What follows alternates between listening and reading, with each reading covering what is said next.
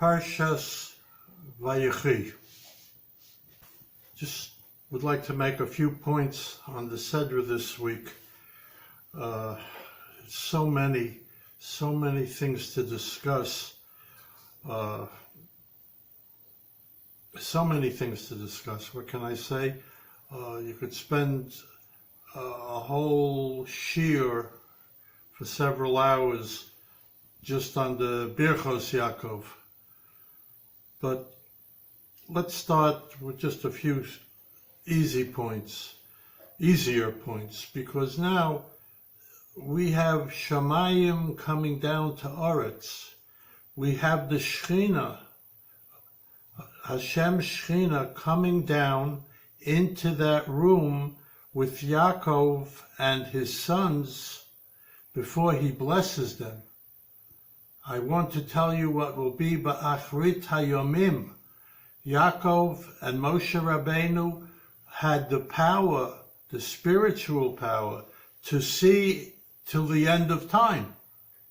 But we'll get to that in a moment. But this is a parsha in which for every activity going down on earth, there's a corresponding activity going on in the spiritual world. Let's take a look at the first pasuk. Vayechi Yaakov be'eretz Mitzrayim shva esrei shana. Yaakov lived in Mitzrayim for 17 years, as opposed to 2 weeks ago when we read Vayeshev Yaakov be'eretz Megurei Aviv be'eretz Canaan.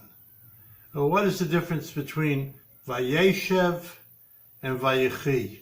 And at that time, I said, Vayeshev literally means Vayeshev. He sat. He sent his sons out to do everything. He just sat. He was depressed.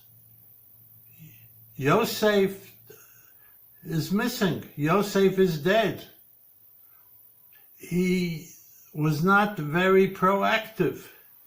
But when he gets to Mitzrayim, and he finds out that Yosef is alive and is the viceroy and provided Eretz Goshen and food and everything for his greater mishpacha, Vayechi, he lived. Yaakov enjoyed his life those 17 years.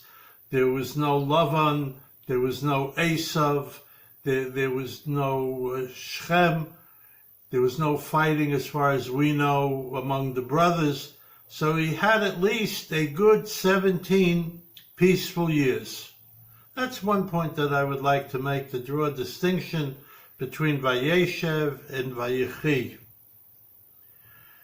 The next point that I would like to refer to here is the meeting of Yosef and his two children, Ephraim and Manasseh, with Yaakov.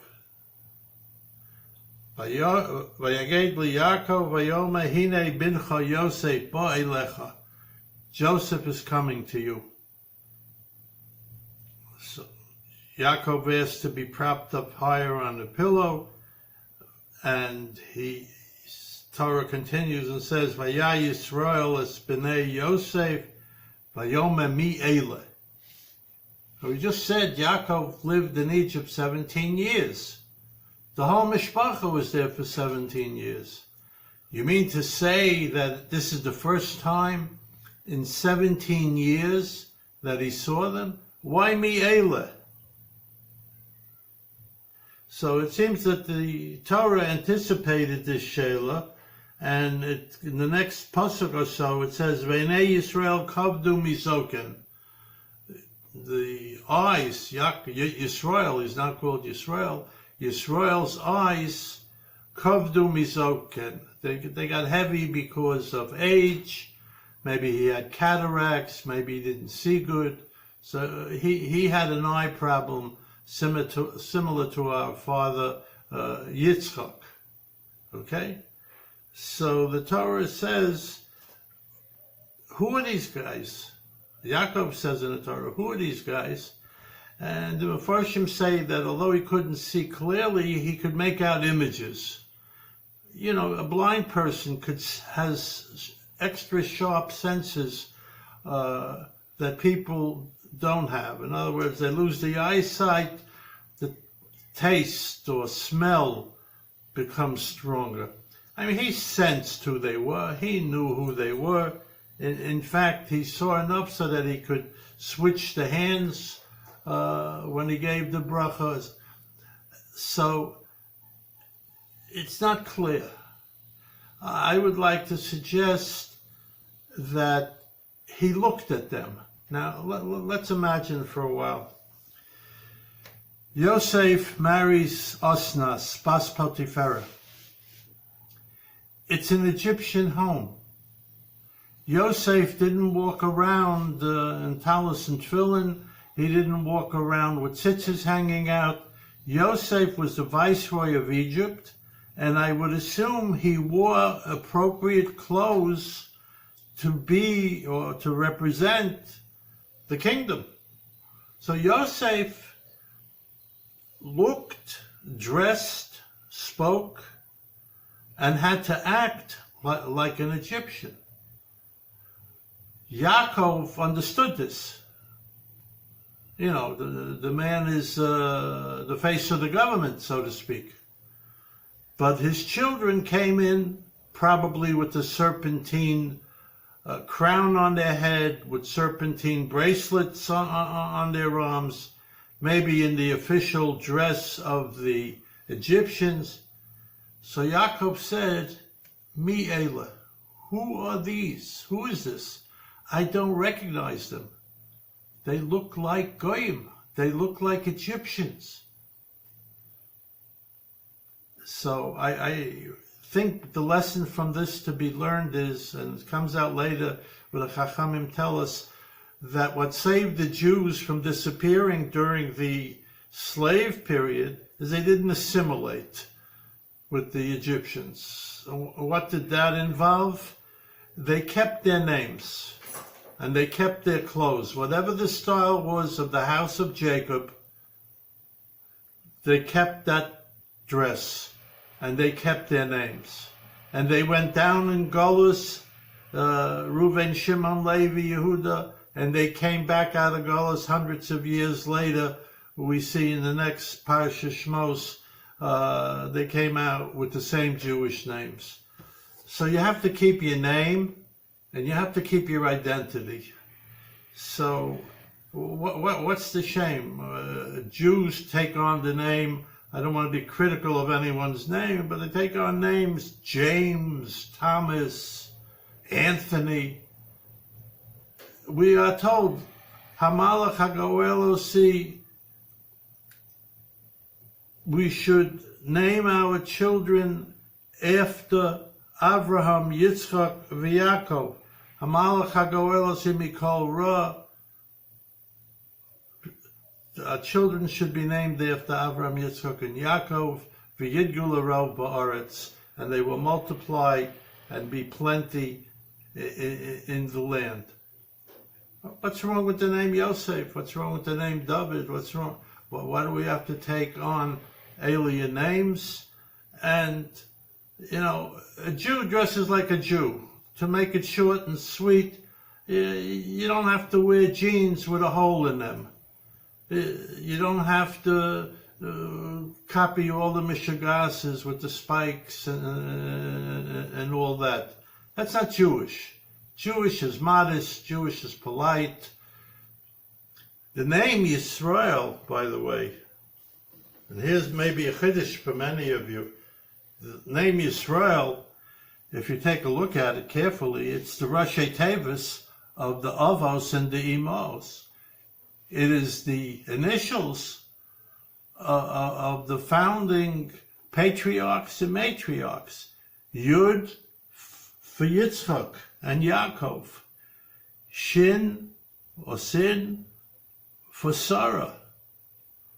Reish for Rachel and Rivka. Aleph for Abraham. Lamed for Leah. So Bnei Yisrael We are all one cohesive unit. We are the offspring, the future generations, the princes and princesses of the royal Jewish family, the family that saw and spoke to God and that were enveloped within the Shekhinah. So this we always have to remember. One last thing I would like to discuss, and that's the issue when Yaakov says to Yosef, I'm going to die pretty soon. Promise me, swear to me, you'll bury me in Canaan. Baz HaMachpelah. Yosef was his pearl. He was the pearl in his eye, the apple in his eye. He was the favorite. He loved Yosef more than the others. That's pashut.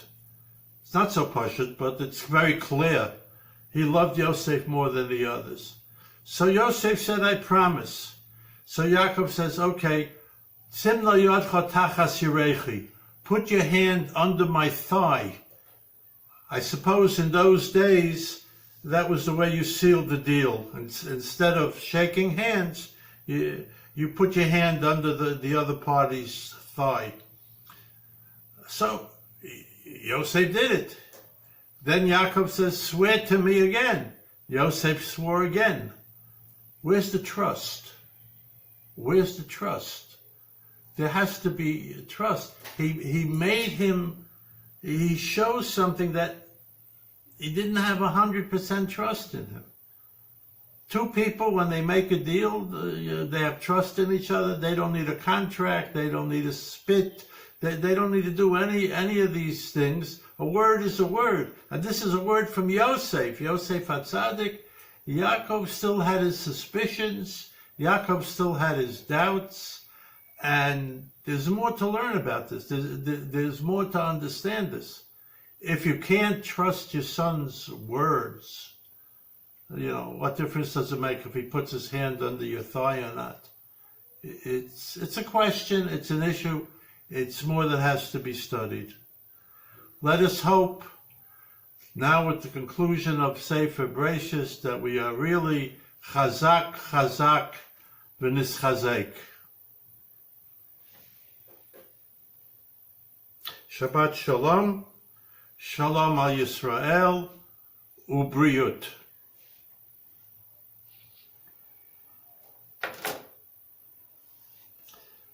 Finito.